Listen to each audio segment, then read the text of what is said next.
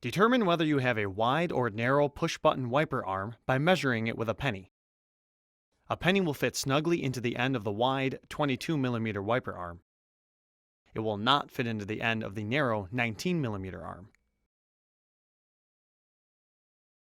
Before installation, remove the plastic protector from the blade rubber.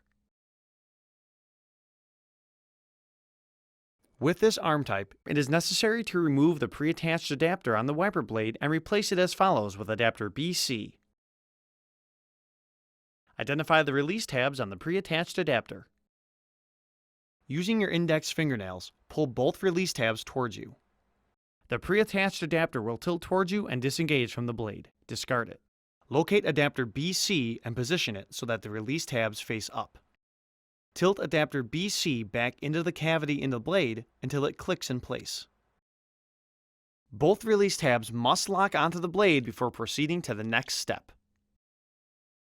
While keeping the adapter parallel to the arm, hold your thumb on the front of the adapter and pull the blade into the underside of the arm.